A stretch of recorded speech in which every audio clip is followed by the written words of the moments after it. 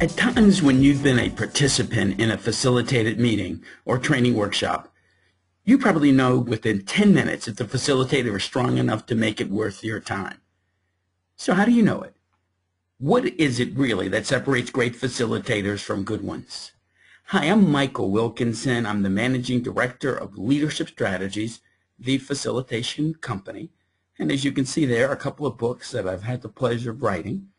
Well, the IAF North America Conference this year is in Halifax, and on Thursday morning, I'll be presenting a one-day pre-conference workshop called the Seven Separators of Facilitation Excellence.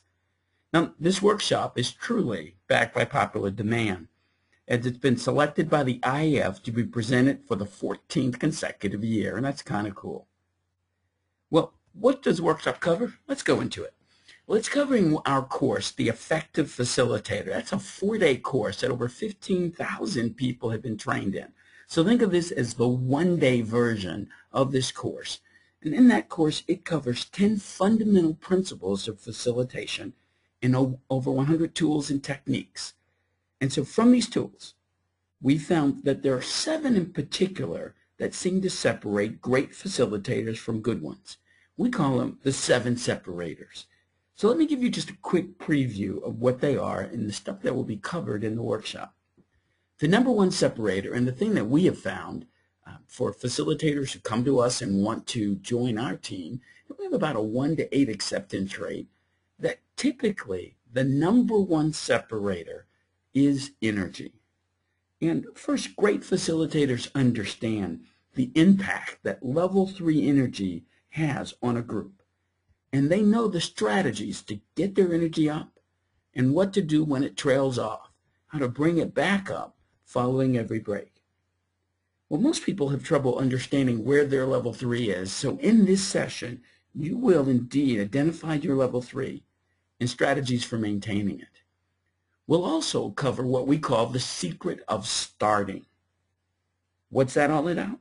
Well, in the secret of starting, you'll learn that when executives walk into a room, they have the power. And you have at most 15 minutes, certainly no more than that, to have them transfer their power over to you. And so in this secret, you'll also learn what we've learned about what to do to get the executives to transfer that power. Well, let's go on to the second separator, which is asking starter questions. And so what do we mean by that? Have you ever asked a question and got complete silence? What do we mean? Well, it was so silent that you could actually hear crickets. Sort of like you had the feeling that maybe they were falling asleep on you. Well, most facilitators don't realize that the reason why that happens more times than not is because they ask what we call a type A question. When you ask a type A question, the chances are pretty high that you'll get crickets. There's another question type, which we call type B. And I can honestly say that since I've been using this question type, I have never gotten crickets, except when I forgot to use the question type. So in the workshop, you'll learn how to create type B questions, and you'll have a chance to practice it as well. Well, let's go on to the third separator, using a full toolkit of question types. Well, not only do great facilitators know excellent starting questions, but also, once participants begin responding, they know how to guide the group by using their toolbox of reacting questions. Now, most facilitators have only 2 or 3 reacting questions that they use over and over again, such as, what else? Tell me more about that, or why is that important? Well, in this third separator, you're going to learn 8 different reacting questions, when to use them, how to use them. You'll also get a chance to practice it as well. And so let's move on. The separator number 4 is a tough one. It has to do with respecting the power of the pen, and it's one of the hardest that we have found to teach. See, great facilitators recognize that it's really important that when you have the pen, you have the power. And what you do with the pen either empowers the group or disempowers it.